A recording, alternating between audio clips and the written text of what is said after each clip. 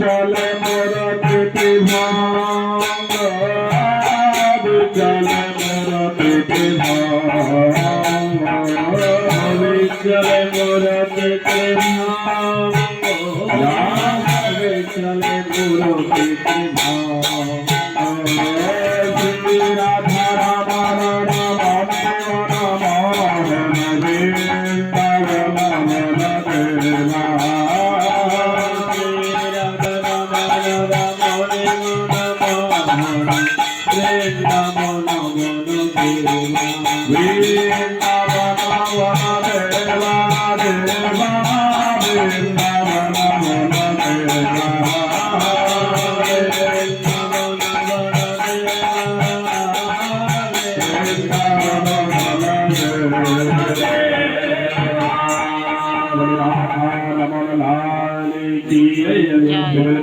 सरकार की जय हो।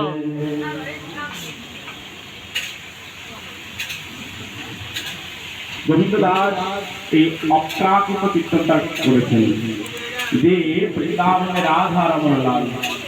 এখন এই রাধা রানী, যে রাধা রানী নামে, রাধা নামের ভগবান মুখরিত। এখন আমরা যাচ্ছি রাধা রানীটাকে আমরা স্মরণ করব। আচ্ছা, আমরা সবাই জানি অখিল ব্রহ্মাণ্ডপতি ভগবান, তিনটি অংশ তার ভগবানের পরিপূর্ণ। কি? সচ্চিদানন্দ, আনন্দ, তিনটি পরিপূর্ণ দ্বারাই ভগবান। সমস্ত ঐশ্বর্য বীর্য ষড়ৈশ্বর্যপূর্ণ আছে, কিন্তু তিনটি গুণ আছে, সমস্ত সৎ আনন্দ। এখন রাধারানী হল ভগবানের এই তিন অংশের এক অংশ। কেননা রাধারানী হল স্বয়ং আহ্লাদিনী শক্তি, অর্থাৎ আনন্দদায়িনী। ভগবানের যে সৎ চিৎ আনন্দ, এই আনন্দ স্বরূপিনী হল শ্রীমতী রাধারানী। ভগবান রাধারানীকে সৃষ্টি করলেন কেন?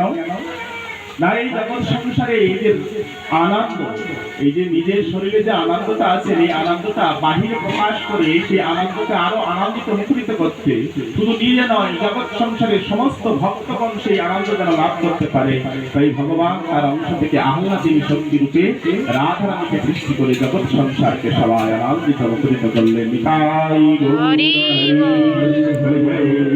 শ্রী রাধারানী যখন প্রকাশ হলো, রাধারানী ভাবছে আমি ভগবানের অঙ্গ থেকে এসে আনন্দ প্রদানের জন্য এসেছি, কিন্তু একা কি আনন্দ দেওয়া সম্ভব? ভগবানকে কি একা আনন্দ দেওয়া সম্ভব? যদিও সম্ভব, কিন্তু যদি সবাই মিলে ভগবানকে আনন্দ দিই তাহলে কেমন হয়? মনে করো রবীন্দ্রবাবু এই রাধাষ্টমী ব্রত এই অনুষ্ঠান করছেন, যদি আপনারা এই অনুষ্ঠানে না আসতেন তাহলে এই অনুষ্ঠান কি পূর্ণ আনন্দ পেত? আনন্দ পেত না।